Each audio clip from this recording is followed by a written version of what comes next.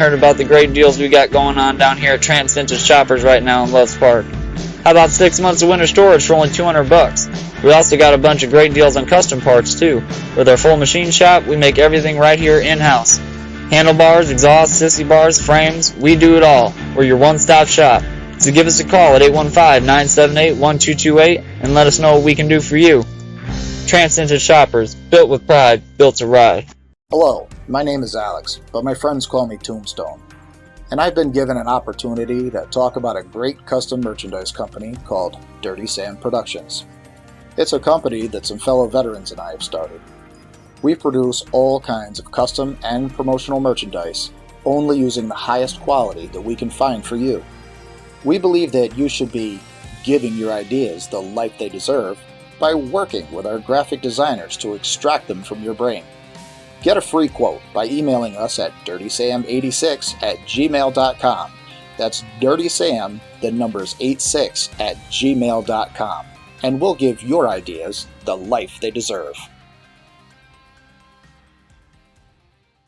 This is Butch Popeye Moss with Texas Biker Radio, Defenders of the Constitution. We have a new YouTube channel, Texas Biker Radio. Join us, subscribe. Thank you for listening. Hey, how you doing? This is New York with Out of the Box, OUTTADA, boxclothingandproducts.com. We make custom t-shirts and other apparel. We have Yuma shirts, motorcycle shirts, hoodies and tees, fitness-related shirts, inspirational wear, custom watches, and almost anything else you can think of. And if we don't have what you like, just shoot us a message and we'll bring your own ideas to life. Contact us. Take it easy. Ladies and gentlemen. Don't wanna fuck with. Your mouth all glued up with Connie Juice, I asked you a question. Oh my god, this girl's really turning me on. Suck me sideways. Are you gonna pull those pistols and whistle Dixie?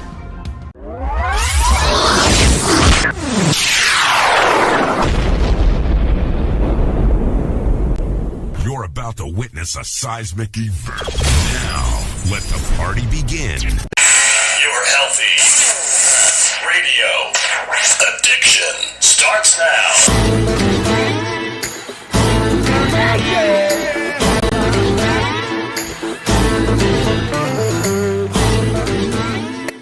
Howard Woods Motorcycle Madhouse on iHeartRadio. And welcome everyone to Motorcycle Madhouse. It's good in the chat room. What's up there, Jose, Robbo, Joey, Ironhead, and the rest of the gang? Today we're going to be talking about the corporate takeover of the biker lifestyle. I actually got New York that's going to be phoning in for a little commentary on that. But to start off this game, let's go into a little bit about how the corporate takeover started out, and no more perfect example than Sturgis. Now take a look at this timeline of when Sturgis started out till now, and you'll know what I'm talking about.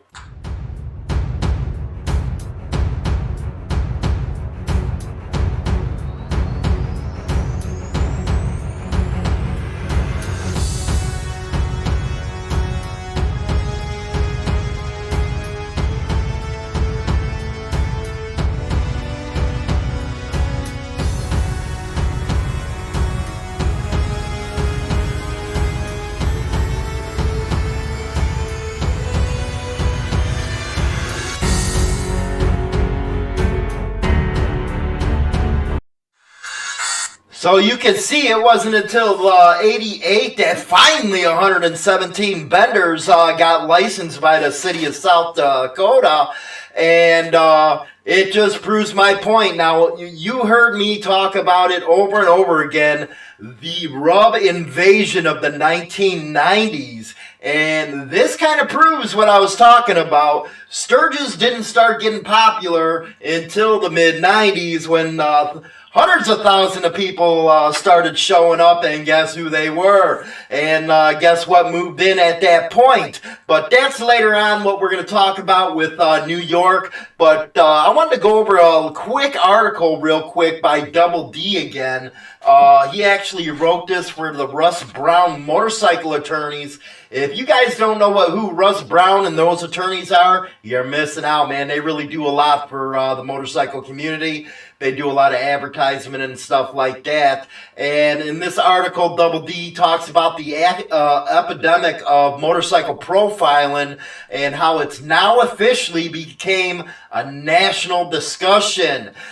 This after it passed in the Senate unanimously. I can't believe they got everybody to agree on it. Nobody agrees with anything up there totally. But the practice of using a person's protected expression association or mode of transportation as a factor in the decision to take a law enforcement action must end.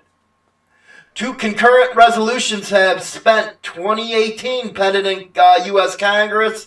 House Resolution 318 and 154 in the Senate.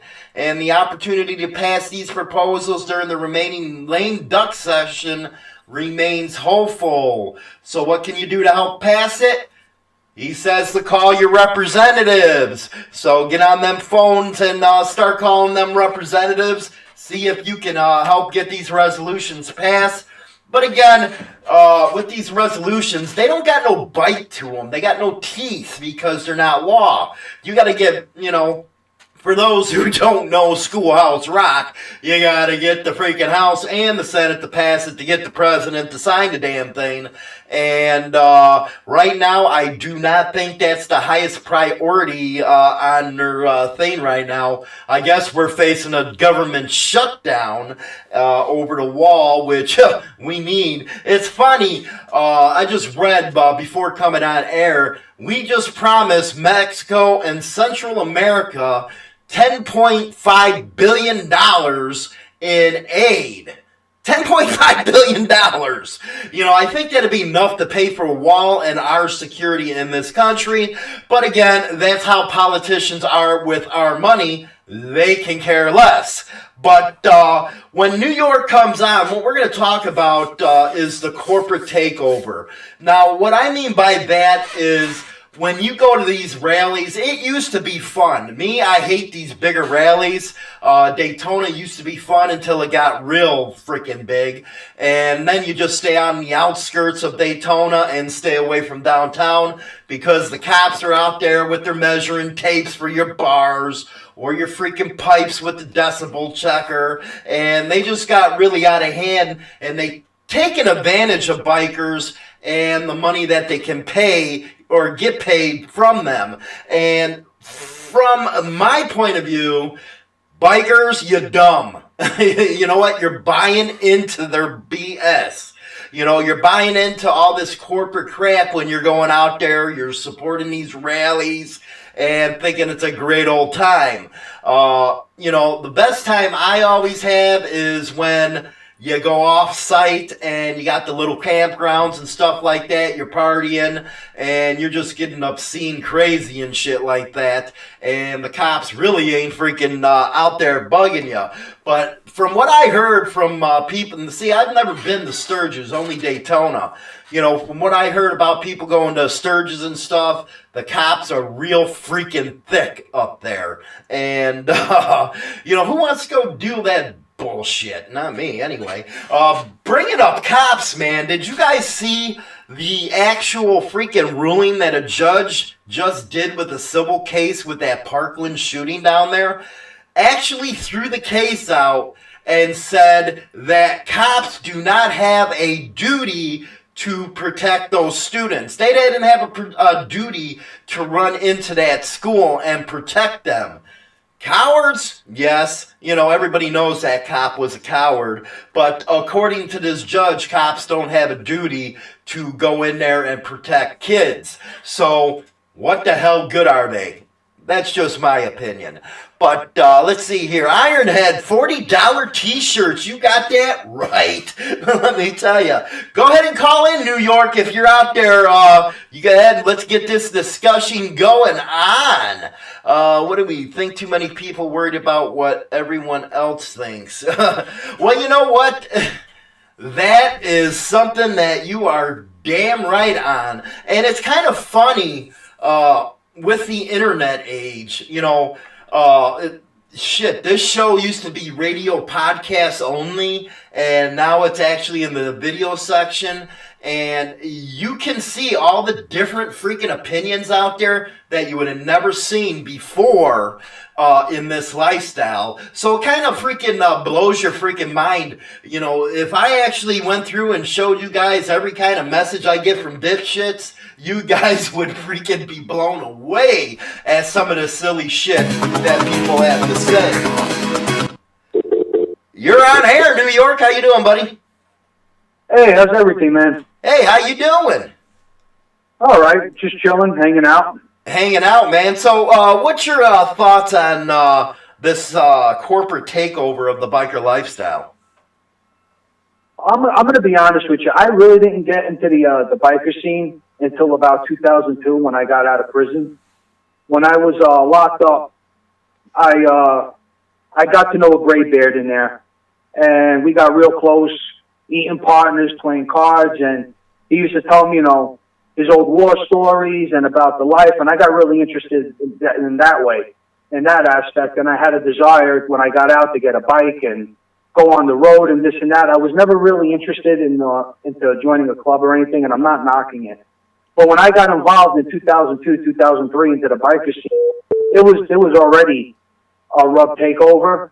Right. With the yuppies and stuff like that. So I didn't have anything really to compare it to with the graybeards used to tell me and the old timers and stuff like that. And when I lived in Daytona Beach, when I went to American Motorcycle Institute, I was there for Takeover Bike Week. I went to a bike week in Arizona by Tempe and stuff like that. From what I could tell, like when I used to hang out on Main Street, you know, Froggies and Dirty Harry's and everything like that, there was a lot of the rubs were role-playing, and they cause more problems than anybody. That, you know, they get a couple of beers in them, some liquor that, you know, they wanna let go, and they start getting rowdy, and they cause a lot of bullshit.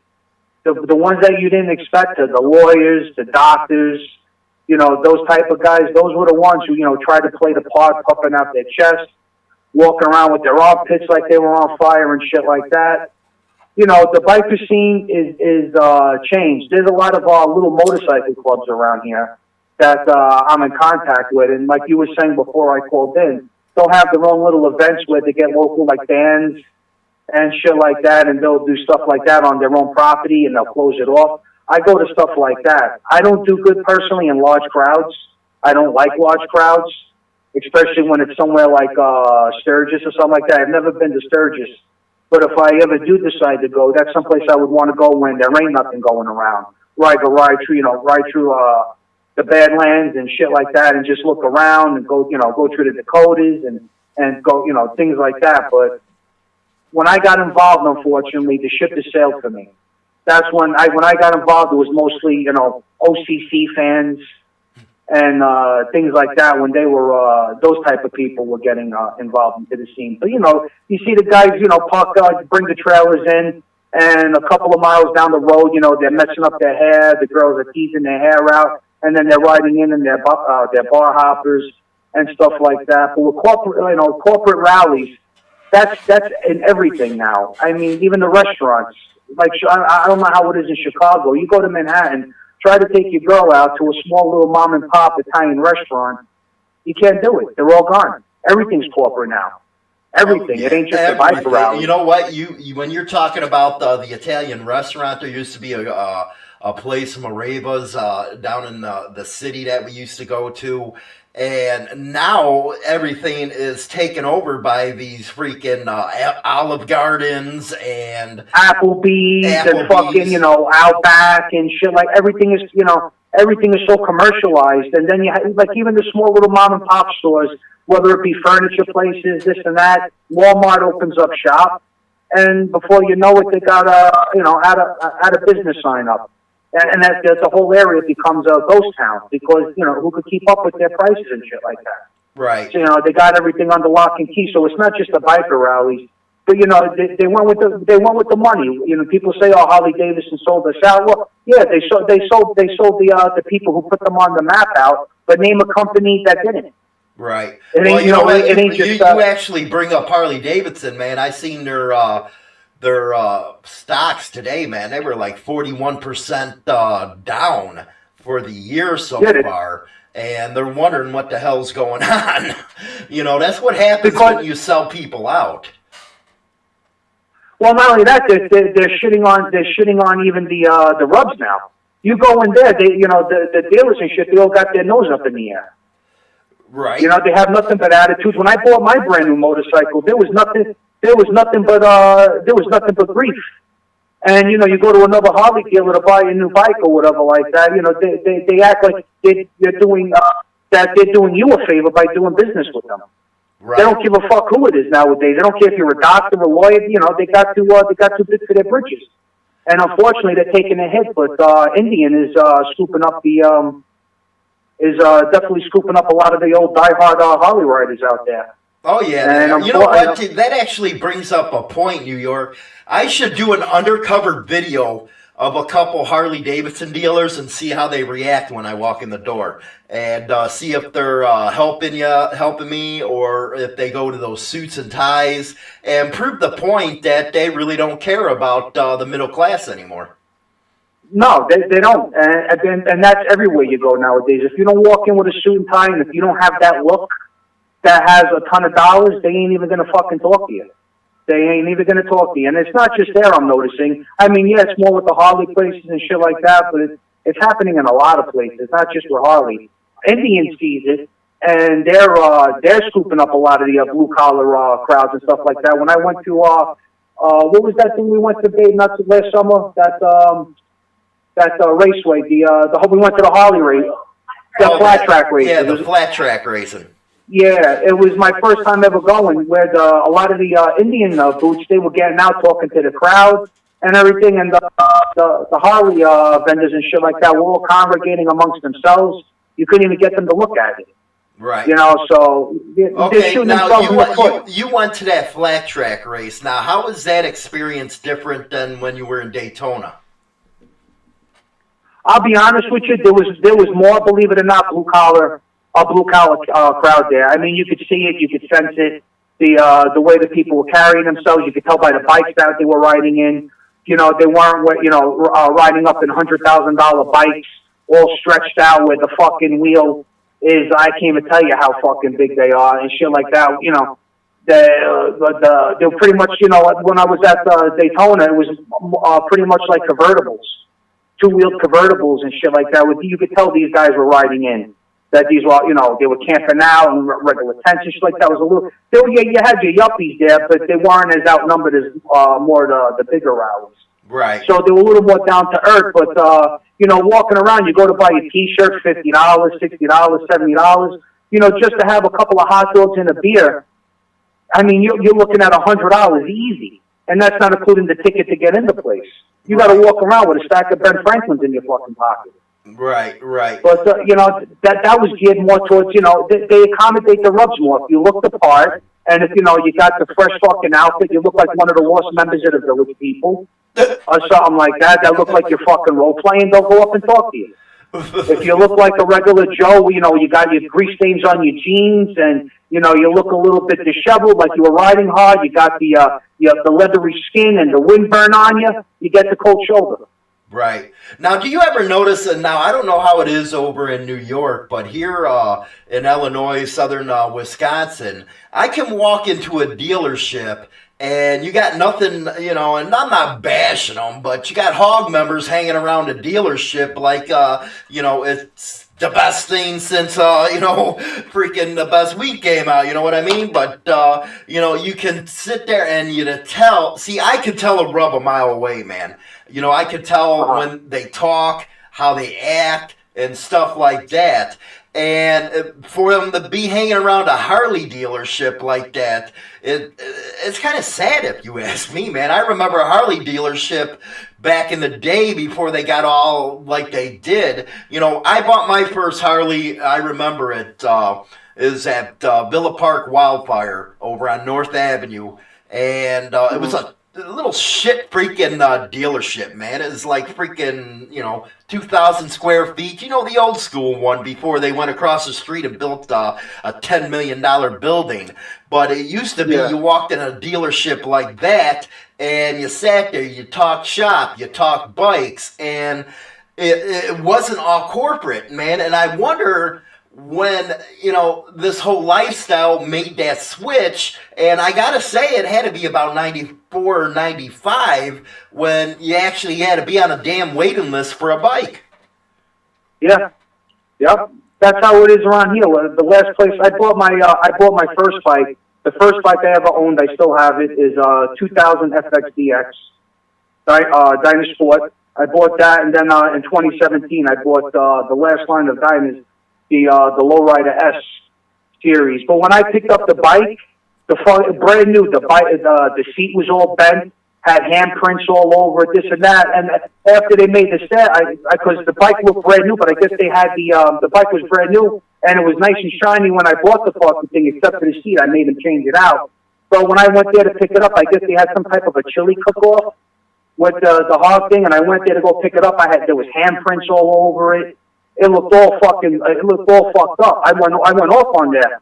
I went off on the guy who sold me the bike, but I had to wait just to talk to the guy over an hour because he was in there actually talking to a guy in a suit and tie to make the sale. And I went up to the counter and I said, "Listen," I said, "I'm ready to fucking walk in there and destroy all the paperwork." I said, "We're gonna cancel the sale." Mm-hmm. He went in there. They came out apologizing. They gave me a bunch of free shit to say sorry. They offered me to be a free hog member. I wasn't interested in that. I said, "Just do me a favor, clean up the fucking bike, give me what you're gonna give me, and let me get out of here." And I haven't been back there since. I bought the bike. I don't have them touch my bike. I don't have them work on it. I do my own work on my bikes. But it's just it's disrespectful the way they treat you. I went to one of their chili cook-offs a couple of years ago. I was there maybe about 20 minutes and I walked out. I was definitely out of my element in there amongst the people. I had nothing in common with them. It was all yuppie, all to-do people. I was out of place in there, definitely out of pocket. And I haven't been to anything even remotely close to like that. The only thing I go to, like I said, is if there's a small club around here, if they're having some type of a rally or whatever, where they're selling their own support shirts and they got a band there and shit like that, I'll go show my support that way or whatever. But other than that, I stick to myself as an independent biker. I have nothing in common with those people that go to those Harley fucking events and all that bullshit. Now, what do you think of these bigger events? And I don't know if people realize this, but not only do the local government take advantage of you, but the cops out there with their they're trying to issue tickets any way they can and make money any way they can. And, this past Sturgis, it got to where the cops were going into these casinos and stuff like that and saying if you serve or let any patch holders stay at your establishment, we're going to go after your liquor license. And this is something going on in Texas, too. And, I think they forgot that it was actually the clubs that got these rallies started. They're the ones who were there before all these corporates got there.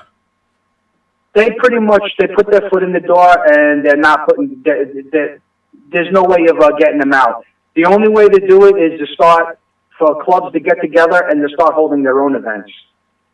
You know what I'm saying? That's and eventually over time, though, they're going to start weaseling in on that. You see it on TV and shit like that when they have these biker events. They have these precincts on wheels, where you got guys being let in one fucking door. They're getting their summonses, their tickets, and this and that, and they're walking out the back door. It's a business shit. When you go to these events, me personally, I feel like, why would I want to go there? Chances are all I got to do is be standing somewhere, and I'm gonna get my balls broke. I'm gonna pay top dollar, $10, $15, $20 a fucking beer to have my balls broke by the cops. Your pipes are too loud, your handlebars are too high, this is too low, this is too high, you don't got no rear view mirror, just all you're going there to get fucking harassed. Why even bother going? Just to say you go, you got people go there and then they pick their Sturgis 2018, 2019 t-shirt, they wear it around, I just don't see why anybody would want to go to that. Like I said, I do want to go to Sturgis. I do. I want to go see the area and stuff like that. But if I do go, it's going to be when there's nothing going on. Mm-hmm. There's absolutely nothing going on. That's the only time to go. Why would I want to go around those kind of fucking people? It was taken over by the Rubs. It's all corporate. It's nothing but a big vendor show. That's Right. all it is. Well, the only thing that I actually did like, that I do like about the bigger events is it gives a chance for the smaller business owner to get in there and make some money. But, the tax man comes around every freaking day to get their taste of the pie. But, some places, taking advantage of it where they grew bigger out of the rallies and stuff like that. But, to go and support corporate, that's like kicking somebody in the balls. What I've seen, and comparing it to when I was at Biketoberfest and stuff like that down in and Bike Week down in Daytona, it was you could tell it was a lot of role playing with a lot of these rubs, and those are the ones that cause the biggest problems. It's just like these guys that want to start those clubs on their own, without knowing the history behind it or anything like that. Who watch TV and they get a wrong impression, and they listen to a certain somebody, a jerk off, that says, you should be able to, they want to sell patches over the internet and things like that. Those are the ones who cause the most trouble because they try playing a part. They got this false image in their head on what a biker is, and they want to play Billy Badass, and they make it look bad for the real bikers out there who are, trying to show people that, listen, this is what, it's about freedom and about respect and about a way of life and things like that. And a lot of these people who are role playing are in it for the wrong reason. They say they do it, they work hard, they work 80 hours a week, they're a lawyer, they're a doctor, they're this, they're that, and it's their way of blowing off steam. But 9 times out of 10, those are the ones who are starting trouble, starting fights and shit like that. And then you get, with Joe Schmo like me or you who don't fucking know nobody, you get into a fight with a fucking lawyer or something, you're facing an asshole full of trouble. So why even my outlook is why even put yourself in those people, amongst those people? You're begging for trouble. Right. And most of that stuff, like I said, started in the early '94. But it really blew up when that OC, you mentioned it, that OCC bullshit came up. Me, I don't understand, and this is just me personally. I know there's guys out there that do it. I can't see spending 50 grand on a damn bike, man. I've never once spent more than 12 G's on a bike. Me, I like buying used, because you know what? Rubs are good for one thing, man. They'll go out there to buy a brand new damn bike, ride it for a couple and then they put it miles, back on the market, and sell it, and I'll go pick the damn thing up, and you got basically a brand new bike. That's what ultimately hurt Harley too, is because they jacked up their prices to kind of take it out of the hands of the working man, the blue collar guys, the factory workers and shit like that. So what happens is you have these guys who are making 6 figures where, $30,000, $40,000 is a drop in the bucket for them. It's no big deal. They ride it for a couple of years and put maybe 300 miles on it from bar hop, and the bikes aren't even broken in yet. And then they're putting it back on the market and people are picking them up used. So you have Harley pretty much competing with itself by letting by jacking up the prices that much. And not only this too, and I'll keep saying, and a lot of the old timers think I'm crazy, but like I said, they shot themselves in the foot, Harley Davidson, by not evolving with the times. I mean, as much as we want to admit it or not, a lot of the bike scene, is the crotch rockets, the sport bikes, and the Gixxers, and things like that. And you had Greg Buell, who had a lot of big ideas with the Buells and shit. The V-Rod, man, they were actually selling a lot of those to these kids. And when they discontinued that, they really kicked themselves in the nuts. Yeah, and they had a huge following with it. A lot of the younger crowd was into the Diners. Right. And they got rid of that too. And you ask most people, you go up to an average 20-year-old guy who's in the motorcycles and shit like that. When you say Harley Davidson, they automatically think of their grandfather or their father or something like that. Oh, you know what? You're damn right on that, because I do hear, well, with Insane Throttle, I get a lot of these kids that are under 30 years old sending emails and stuff like that, and that's exactly what they say is, well, those are, granddad bikes. Those are for old people and stuff like that. So Harley Davidson, man, they really got an issue on their hand. Yeah, they should have got into, they should have got involved in the dirt bikes and the four-wheelers and shit like that. I'm not talking about, take it back to the old AMF days where they were making fucking bowling balls and shit like that type of thing, where they had their hand in everything on like Kawasaki or whatever, or Yamaha with the keyboards and things like that. But, the times are changing. It's evolving. A lot of people didn't like the V-Rod because it was liquid cooled and this and that. And, but you know what? The times are changing. You got to evolve. I'm not a fan of the electric bikes or anything like that, but you got to get into the crotch rocket scene at least. I personally don't like riding on sports bikes. I feel like a gorilla fucking a football on one of those things. But that's where the scene is going. And if they don't get on board and start fucking getting involved in the scene, they're going to be null and void. And the only American motorcycle that you're really going to find is Indian. And I do love Indians. I think they're beautiful bikes, especially the old original ones. I love Indian bikes. But, I have a funny feeling that the way Harley's going and the path that they're taking, Indian's going to be the only one, and to be ashamed to see Harley go out of business, because there's a lot of history with that company. And, you have a loyalty to it because you feel like, you have a love for it like it's your firstborn. That's what first got you into the motorcycle scene. So it's attached with that, the Harley Davidson, the image and everything like that, what they once were.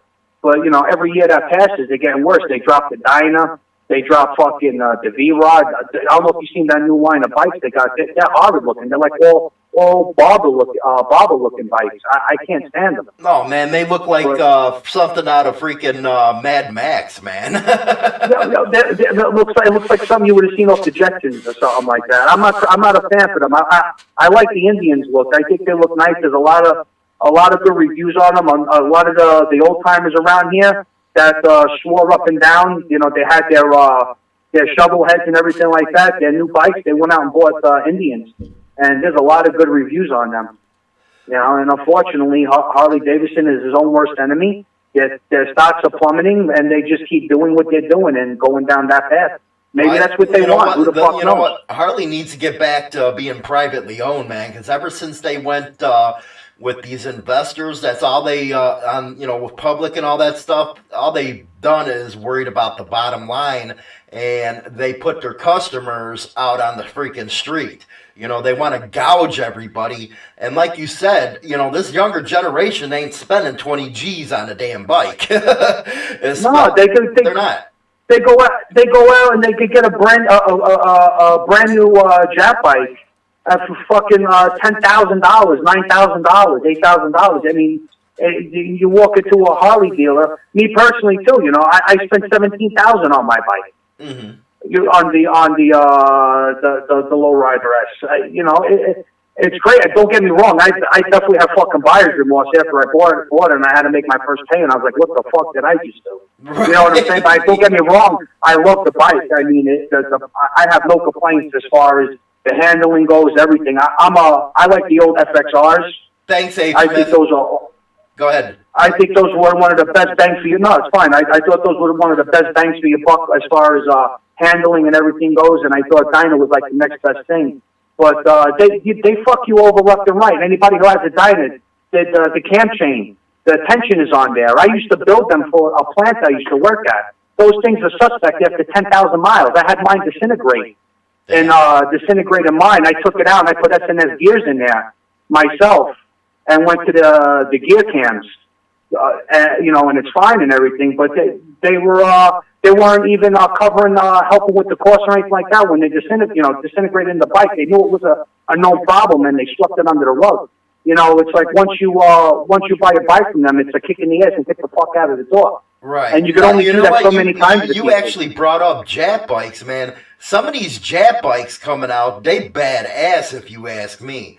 Yeah, they are. They're bad. They're freaking badass bikes, man. And they wonder why these kids are going towards them. Because shit, I'm even to get one for a backup. You know what I mean?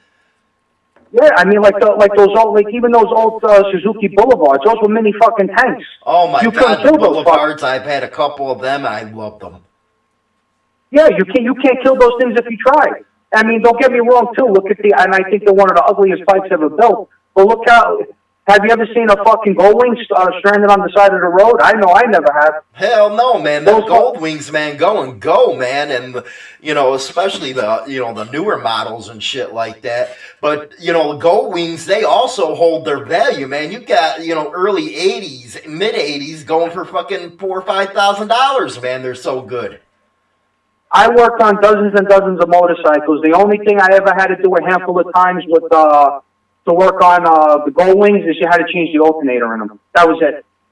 Other than that, those things were fucking. Those are another bike that are tanks. Right. You know, and you think that Harley Davidson, the company, sit back and say, you know what, we've been going balls deep on these people, the blue collar guys, the ones who put us on the map. You know, let's throw them a bone. Let's do something. You know, show our appreciation or whatever like that. But you know what? They just keep sticking their nose up. Right. And actually, it's kind of funny, man, because the way it's been in the biker lifestyle was everybody, shit on the Jap bikes and stuff like that because the old thinking, that World War II's thinking and shit like that. But these new kids don't think that way. And that's actually going to the advantage of the Japanese manufacturers. And they're stepping up and they're actually making kick-ass bikes and they're pricing them low. World War II to this new generation is like me and you talking about the Civil War. To them, that might as well have been 500 years ago. They don't give a fuck.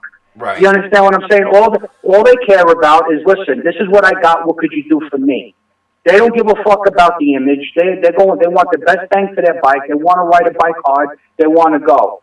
And the bikes are fast and they're well built. And the first thing that you throw up to them, and I usually don't even have an argument back to them, is when I say American pride, this and that.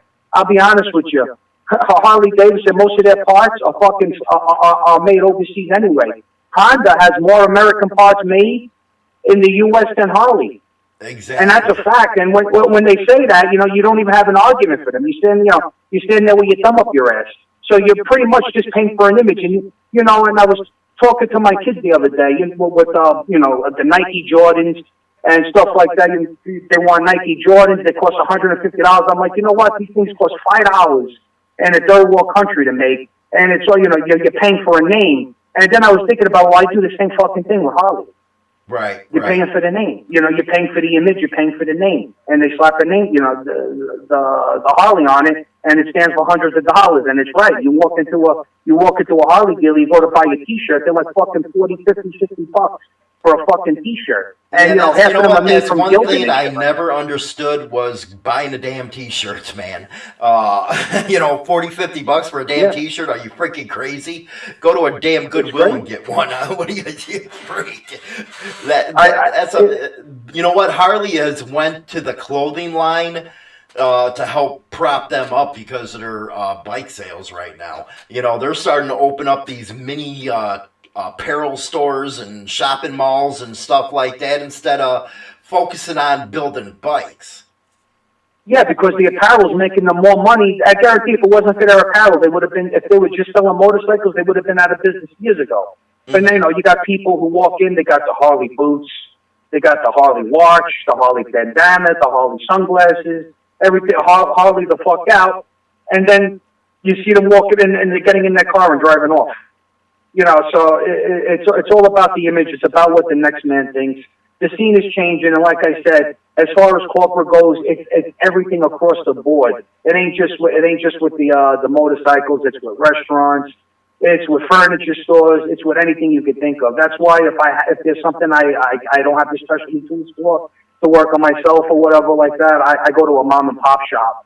And that's important to, for everybody to know, man. You got to start supporting your local business. Stop throwing, it might cost an extra couple bucks, man, but you're keeping a tradition alive and you're keeping, especially these independent bike shops, like the Tramps. I love the Tramps, man. Old school, nothing but iron heads, shovel heads. They do work on all kinds of other stuff, but I'd rather go over to them and throw them the bread than these damn freaking snobs over at Harley that want to charge you up. Let's just say freaking Harley, what do they charge for a 30,000 mile freaking maintenance, man? It's like $700-800 or some shit, where you can go to a mom and pop and get it for half, and you're supporting that freaking mom and pops. Here's a real kick in the nuts. Let's just say you don't give a fuck and you have the extra money and you don't want nobody but Harley to touch your bike. You go in there with like a 10-year-old bike. Most dealers will tell you get the fuck out. They won't even schedule you for an appointment. Did you know that? If you have a bike, a Harley that's like 10 years or older, they won't even work on your bike. They'll tell you buy a new one. Right. Buy a new one. Yeah, they won't even work on it. So even if you wanted to go to a Harley dealership and you got a bike that's 10 years or older, most of the times they won't even fucking work on it. And this is a business this is a company, a corporation that's on the balls of their ass. Right. That's doing that. So it's fucking crazy, and you can't feel bad for them in a way, but you hate to see the I think more with the company, people don't want to see them go down is because it's like like an image or a culture that's dying with it. But fuck that, we make the culture, not them, not a fucking company. And that's how people need to start seeing it. Start fucking boycotting them. Stop going to these big fucking corporate rallies and shit like that. The Rubs want it, fuck them. Let them keep it. Right. Let them keep it. Yeah, take it and start endorsing and start promoting these small places and these small, start talking to small mom and pop shops about going to these smaller rallies that are off the beaten path where people are just pitching tents right beside their bikes. Take it back to fucking the 1970s. Right. And let the Rubs fucking deal with the Rubs. Well, you know what? You're talking about bringing it back to the 1970s, man. I know one thing's for sure. They're bringing that motorcycle profiling back to the 1970s. And oh, man. It's going nuts. I got to talk to Popeye yesterday, and Texas is the actual epicenter. And I think, because a lot of people ask me, why do you got this thing against Rubs and cops like that? And I don't think they understand because they're new to the scene or they haven't been around or they haven't experienced it yet. Them days were bad, a lot of independents, they'll go, well, what's this, this patch thing have to do with us? It has everything to do with you guys because, back in the 70s and 80s when this kind of crap was going on, they had independents laying on the side of the damn road under freaking suspicion of being club members. All you had to do back then was be on two wheels and you had people up your ass. Oh, it wasn't cool to be a biker back then, let me tell you. It was sucked. And like a lot of them are laughing about what's happening to the Mongols and stuff like that. But you know what? Things are getting bad for a lot of people. I mean, this is slowly but surely turning into a police state. I don't know if you heard about. I heard you talking about that poor that Green Beret, right? That got in trouble. But I don't know if you knew this. Not too long ago, they just arrested a Navy SEAL. And he's facing life in prison for killing a fucking ISIS insurgent. They got his family, dragged his kids out at gunpoint in their underwears, hauled his ass out, and he's facing life in prison for killing a fucking insurgent. So they're doing this. So now they're doing this to military men and women. Right. Okay. Who the fuck is a biker to them? Exactly. This is all. I mean, our freedoms are slowly being, taken piece by piece. I said it before. I said it again. We're following suit behind Australia, England, and stuff like that. I was watching some type of a hearing with I forgot his name, a guy from India who's the CEO of Google and stuff like that. Yeah, I mean, people don't understand. The feds don't even need to come into your house and wiretap you anymore. You're willingly walking around with one just by having your cell phone. When they were asking them, listen, if I sit on the left side of the aisle and I go to the right side of the aisle, by me having Google on my phone, does Google know where I am? And the answer is yes. Right. The answer is yes. I mean, like what I when you have all those apps for Messenger and stuff like that. They're even telling you, listen, we're going to go through your phone. We're going to look through all your pictures, all your emails. They know more about you than you know about you. Things that you wouldn't even fucking have thought of. They have, when you go to the store, they have all your pets. There are so many laws in this country. They say that the average American, they keep stacking on so many laws. The average American breaks 3 laws a day and don't even know it. Damn. The average American breaks 3 laws a day and don't even know it. There is no other country in the world that locks up more of its citizens than this country. And what you see happening, when I used to tell people, oh, it's going to get like Australia where, 3 or more, you can't even congregate together. Please, it'll never get like that. And like I said, your freedom is taken slowly, a little bit at a time, and what they do is they justify it because we're protecting you. Even if we have to protect you from yourself, we're protecting you. What difference does it make if I want to put a fucking helmet on? If I go down the road and I land head first on my fucking head, who am I hurting? Me not wearing a helmet isn't going to hurt the next man. I'm hurting myself, but they're telling me that it's unsafe for me. Right. Not to wear, so you got mommy and daddy. This country, like I said, we're headed in the wrong direction.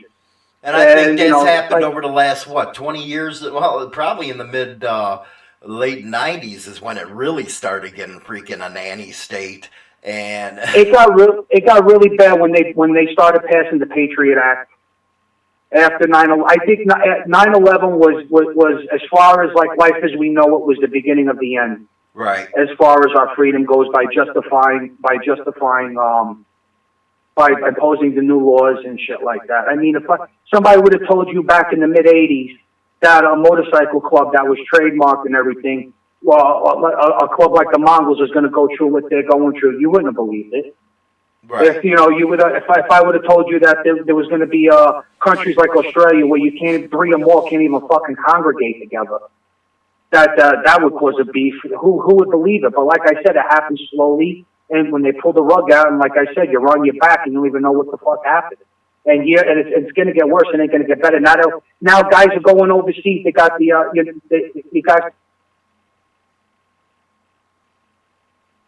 Yeah, we lost New York. Damn, man. It was getting good, New York, but I lost you.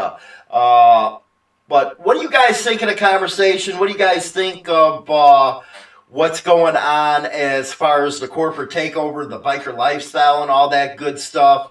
And you know what, Spider-Man, you're right. It was after 9/11 that all this stuff started to happen in this country. You started getting a PC because of safety and all that kind of stuff. But if you guys want to call in, go ahead and call in. I actually, New York is going to be starting up. There's New York calling back. Yeah, you got it cut off there, buddy. Yeah, I don't know what happened. We just got disconnected. The phone went dead. Well, I was just getting into you're going to be starting your own YouTube channel and stuff like that. So do you want to give everybody the lowdown on that? And I'm going to take a couple other phone calls from everybody. Sure, no problem. It's New York VFT. I just put a new one video on there for like a small introduction. We're going to be covering a bunch of shit. It might be about politics, religion, product reviews on weights or something on motorcycles. What's going on with the guy? His name is I don't know if you want to Google him, Eddie Gallagher. He's the Navy SEAL that they locked up. They got a GoFundMe, I think, for him for a relief fund for lawyers and stuff like that. And we're going to be I'll be doing recipes on there and all types of shit. I'm a licensed nutritional specialist and personal trainer. I'm a certified AMI mechanic, so I'll be covering things like that, current affairs, and that's pretty much it, all over the place. Rock and roll, man. Well, I appreciate you coming on the show, and I'll start getting your link out there for the YouTube. It's going to be pretty cool seeing you on there. Sounds good, man. Thanks for letting me rant on your show. I love it, and keep doing what you're doing. Thanks, man. Really appreciate it. All right, much respect. Take it easy. You too, buddy. Well, that was New York. What a hell of a talk today, interview. I got time for a couple calls. Next week is Christmas week, so what we're going to be doing is videos during the week. We're going to take some time off, and then the following week we'll be back on Monday through Friday at 7 o'clock. How you doing, Mr. Perfect? And everybody, thanks for the super chats. You guys are awesome. Really appreciate it. Those go towards, we're going to be getting a new phone system, so you guys don't hear that beep, beep, beep. That's people calling in and trying to get on the air with me and you guys. So again, next week we'll have videos going out because it's Christmas. Don't forget, if you can help people out there, make sure you help them and stuff like that. And that's again Christmas. It's became so morbid. Let's see what we got. You're on the air. Hey Hollywood, how you doing? What's up, buddy? Listen, it's Frank from Boston. Listen, I remember back in the 70s when I moved to Lynn, Mass. The parties going on there by the Dominant Club was unbelievable. You just wore what you wore. There was no apartment rooms or motel rooms or whatever. You didn't put shit in your trunk or in your saddlebag. Just wore what you wore. You drank your beer, you drank your wine, you smoked your shit, and that was it. You fight, you whatever. You wake up the next morning, you have a good time. You know, now you go down to Laconia or whatever, and it's all about money. You got these rubs on their $30,000-$40,000 bikes, if not more or less, and it's like a parade. And you're going to be paying $4 or $5, $10 for a drink, shirts, whatever. And I remember in the 70s, 80s, you know, going up behind the barn in New Hampshire and just bringing a keg or two up there, women, some smoke and everything else, and having a good time. You know what I mean? And that was it. You ride your bike up there, you show up what you're wearing, and that was it. You didn't have to worry about trailering bikes up 2 hours to New Hampshire like a friend of mine has. He bought a $5,000 trailer from Harley Davidson to have him and his wife's motorcycle trailered up to Laconia, which is a 2-hour ride. Why would you do that? It's all about money. Everything is about money and image, man. Yeah, that's it. That's it. You know? And, you know, I don't know. And talking about the farm motorcycles, the last bike I had was a Marauder. And I'm telling you, that was a badass bike. I would never buy from Harley Davidson, or I would rather buy a used motorcycle. And, you know, that's it. Rock and roll. I remember riding. I had a driver's license, but not a motorcycle license. And I remember when I wanted to take my bike out, I would cut a piece of cardboard the size of a license plate, write down some numbers, and off I went. But I'm going back some years back, you know, where when you used to party, you partied, and that was it. You know what I mean? You didn't have to worry about going up to Laconia or Daytona where you had to buy $10, $20 shirts or whatever. You know what I mean? You just did what you did. You wake up the next morning, and that's it. You party over again. Rock and roll, man. Well, I appreciate you calling in, Frank, man. It's cool as always, my boy. All right, Hollywood. You take care tonight. All right, buddy. Bye. Rock and roll, man. Yeah. So, let's see what we got going on in the chat room. In 85, I was 20. It will never be like that again. Oh, you're damn right, John. I want to thank everybody over on Facebook for being involved in this. Also on Periscope, which is actually Twitter. And, of course, everybody over here on YouTube as well.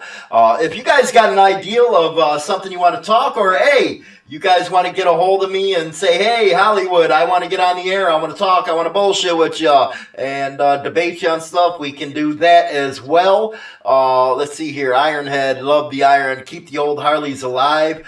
Ironheads are freaking the bomb, man. But if there ain't any more calls coming in, we'll get ready to shut theirs down. We're going up on the hour mark. And again, everybody, thanks for the super chats. That's going to be going towards the phone system. And it's awesome that you guys are helping out with that again. Norse 80s. Oh, yeah. What you got there? You're on the air. Hello? You're on the air. I guess you're not. Anyway, so Toby Jordan, I can't see it on what we're doing over there, but we did have another call coming in, but it did not connect. So with that, I'm gonna get out of here, guys. You have a good night. Hope you guys enjoyed the show. We got another one coming in. You're on the air. Hey, you're calling from Serbia. You're on the air. Can you hear me?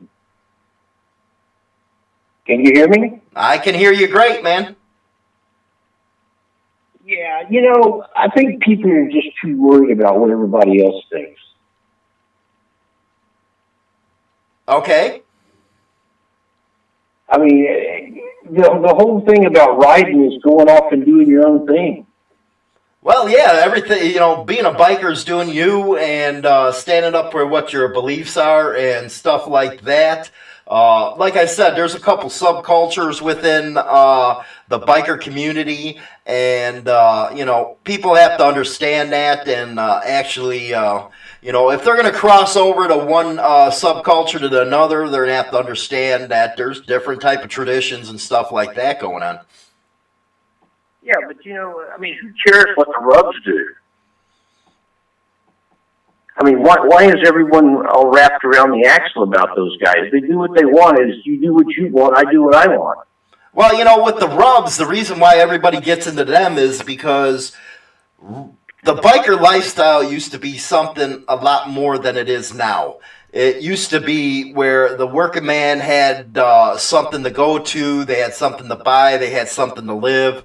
But you get these rubs in there, you get them, you got the corporate America that comes in, you start raising prices, and it starts making it where actually it's not a biker lifestyle anymore. It's actually, okay, what the hell? You know what I mean? You got to have $1 million freaking dollars to do something that used to cost basically next to nothing. Well, what bothers me more, when I was young up and coming, we used to spend our weekends over at the old guy's house and using his tools and learning from him and working on our own bikes together. You don't see much of that anymore. I mean, you don't see that at all anymore, Well, you can't really blame a lot of people, especially this newer generations, but some of these bikes has got so technological that, only the basic maintenance can be done. It's not like the old days where you'd tear them all apart and all that stuff. Now, if you tear a bike apart, you have to worry if you void the warranties or if you screw up something electronic. But, yeah, those were the good old days, man. And as far as, the biker lifestyle, it used to be you were being you. You were being true to yourself. Now it's nothing but, okay, let's see what we can fake or what kind of BS that we can put out there to try to, copy an image that, hey, motorcycling is great. And, like I said, the different freaking type of, subcultures within it, but you got to be real to yourself. If you're a rub, be a freaking rub. Don't try to be in a club, try to bitch and complain about, okay, your rules suck, or, why are you doing this, why are you doing that, when it's been around 70 years. Again, you got to be real. You got to be, true to what you want to be. And for a rub to go out there, and this is where I have the problem with the rubs, and this is where a lot of the problems within the, and now I'm talking MC community has come in, is where you got these guys that think they can, hey, I'm a rub. I went and bought me a motorcycle. I live by the Constitution, whatever the hell that is. And it's my right to do this. Well, it's not your right. I'm sorry to say, you can throw that Constitution all you want, but that's not the way it's been for over 70 years. And for them to come out and complain, and then you wonder why there's a big divide within the communities, is because they're not being real with themselves. What you just said is kind of what I was saying, is you just go your own way. I just don't worry that much about what other people do. Right. Well, you know what? That's what a biker's supposed to be about, man, is not giving a shit what anybody thinks. But with, if you want to ride with me, with the advent of the internet, man, cool. It's turned everything upside down. Well, that's true about the internet. It sure has made a lot of people. It made a lot of people bolder, and it made a lot of people think they're smarter. Right, right. And they think, and going back to your thing is go your own way and stuff like that. But that's at the heart of being a biker, is being real. Now, when you start crossing over and stuff like that and try to dictate, that's where it turns stuff apart. And, we're, as bikers, we should come together, but the division's there because of those type of actions.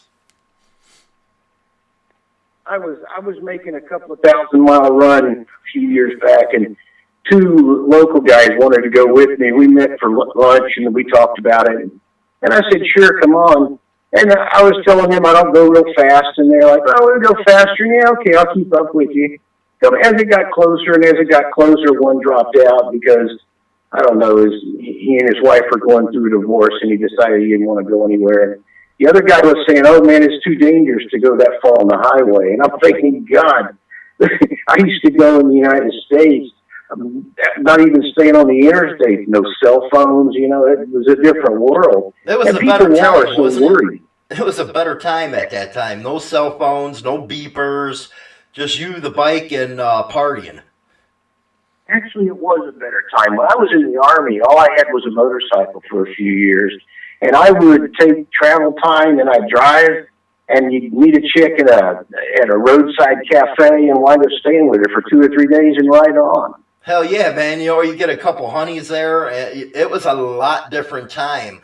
And, that even goes towards the way, how can I say it, it's became politically correct within the biker community. We used to do some horrendous shit back in the day. Now it's considered, oh my God, what are you guys doing? But back in the day, it used to be about true freedom. And people don't know that freedom nowadays, not if they're, following some set of, being fake, you know what I mean? When you're fake with yourself, then you're not truly free. Then you're trying to live up to somebody else's expectations. Well, they don't know the freedom because they're too worried about what everybody else thinks. They're afraid to be free. Right. Now, what do you think about them doctors or lawyers and stuff like that? Now, you were talking about the old days without the pagers, without the beepers. Now, a new Harley used to be under, 10 G's. You could get anything you wanted back then. But during the invasion in the 90s, them bikes started going up to where they are now. And, that's where the big divide is between blue collars and white collars, and the attitudes between the different subcultures. Well, I think it's great that these guys buy bikes and keep them for a few years and don't put but a couple of 1,000 miles on them and put $2,000 or $3,000 worth of extra shit on them and then dump them because they decide they don't want to ride. I think that's pretty cool. Well, yeah, like I said, that's where I always get my bikes at. I bought mine new, and I bought it in the U.S. and rode it for a couple of years there, and then moved over to Europe and brought it with me. And it's an 07.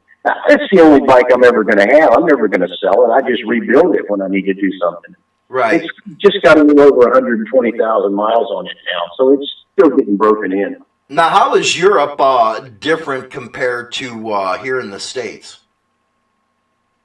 Now, one of the things in Serbia, there's only about 100 or so Harley Davidsons. The Harley shop in Belgrade doesn't really stock much of anything. Everything has to be ordered. There's a lot of pretty cool bikers running around here. I've met some pretty good guys. Portugal was a little different. There's 3 or 4 Harley shops in that country, and a lot of guys. But there's also a huge influx of used Harleys that people buy in the United States and ship them over in containers. Coming through Amsterdam's a big spot. Mm-hmm. But people aren't used to riding very far. Very few people ride far, and most people that ride long distances, even the ones that go to the same rallies I go to, they don't ride but just a few hundred miles a day. They run pretty short days. Right. Now, you're calling from Serbia and you're over in Europe. Now, how is the different subcultures over there compared to here in the States? I'm glad you called in, man. This is interesting. Well, they're smaller. It's a smaller grouping. I mean, you have fewer guys that ride, so you get little tighter groups. Now, I'm not into the club scene, but I ride with some guys that are, and I get invited on some of their runs sometimes. But there's the same camaraderie that we had 50 years ago in the U.S. Mm-hmm. I've been riding a long time, and like I talked about, going over to the old guy's house and learning from him how to work on our bikes and how to understand them. Most of the people, and I'm using the word most, that might not be a good word to use, but man, there's so many people over here couldn't tell you where a spark plug is. But there's one big difference between the U.S. and Europe.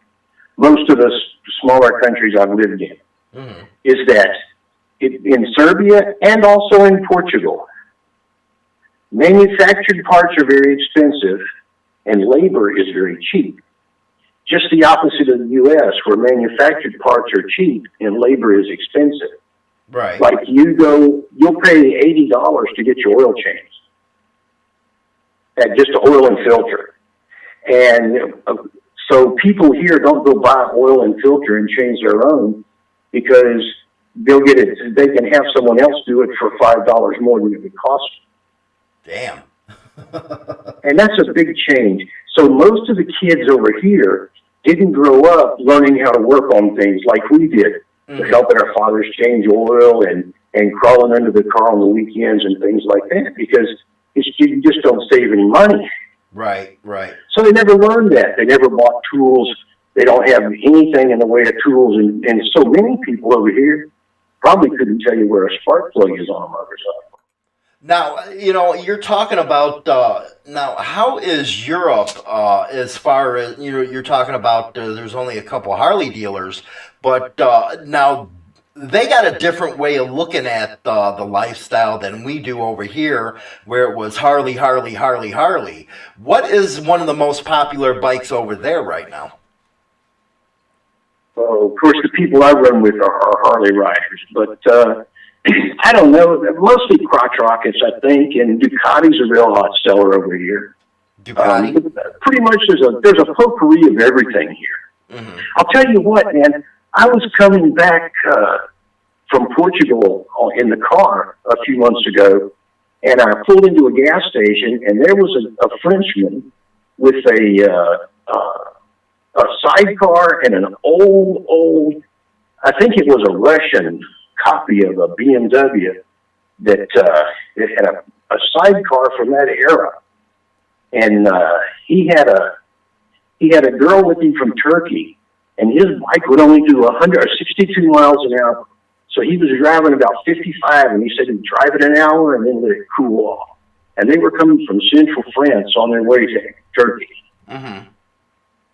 Wow. That was as cool as hell seeing them. Right. Now, are you a European Union citizen where you can drive wherever you want within the Union, or is it still like the old days where, hey, you got to have checkpoints and stuff like that? I'm oblivious to anything going over in Europe. A lot that I know, I watch with Dipper in the Wind.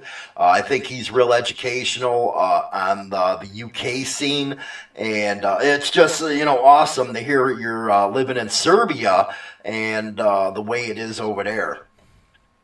Well, I'm bringing a travel blog online within the next couple of weeks. Oh man, you're gonna have to send that to me so I to make sure I put it up.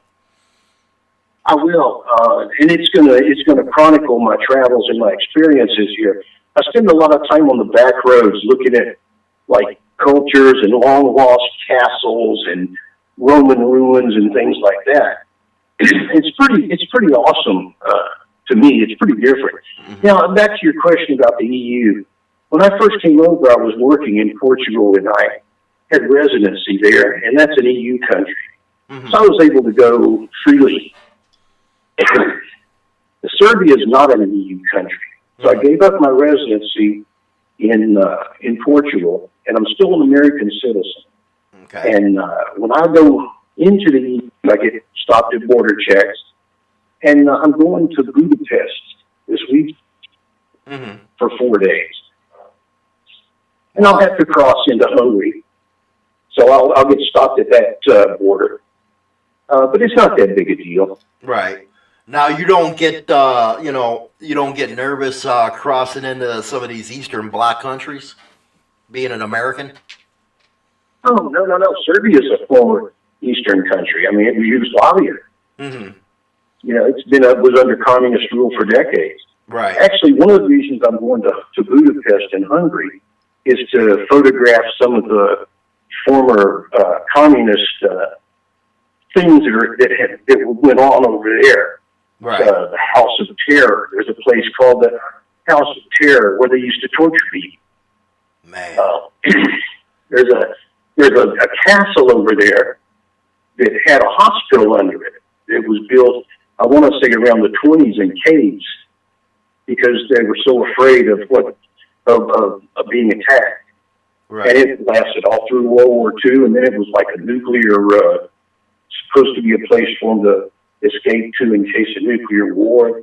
Some pretty interesting history going on in the world. Right. Well, you're right around the hot spot, man, with Crimea and all that stuff. What's it like during that? What's going on over there? Is what we hearing about it over here on the news right or wrong? Everything's wrong you hear on the news. The mainstream media tries to convince you of what the government wants you to think. And I mean, I've known that for a long time. There's some incidents that happened in the U.S. that I investigated and checked through some of the presidential libraries, and it's amazing some of the bullshit they convince people in the U.S. Man. So this Russia thing, it's kind of funny over there compared to how they're hyping it up here with me. I think it's bullshit, but I was in Moscow in 2008 for a couple of months going to a training school, and I talked with a lot of the old people, and they were as afraid of us as we were of them. Right. Well, you know what? Those were tough times back then. I don't think these kids really understand, the younger ones, what it was like during the Cold War. But man, that is awesome that you called in from Serbia and gave your opinions. And I really, if you can, send that link, and I'll get it out there for you, man. I really like to, read about your travels and all that type of stuff, especially being an American in that part of the world. Yeah, I've come a long way from a little family farm in South Texas. Man, that must be like upside down for you coming from South Texas. Right. But listen, man, I'm going to let you go, but I just wanted to touch base with you. I really appreciate you coming in, man. I know it's going to cost some money calling me over here. Man, I'm on a prepay, so when the phone goes dead, I'm out of credits. Okay, man. Well, send me that link, man, and I'll get it out there for you. Will do. Thanks, buddy, for calling in. Later, man. Stay cool. That was awesome from Serbia. So, Sinister, Shy Rock. Rock and roll. Well, this was a hell of a show. Don't forget, Hashtag save the patch and our new one, save the pink taco. But I'll catch you guys tomorrow, man. It was an awesome show, man. I really appreciate you guys joining in.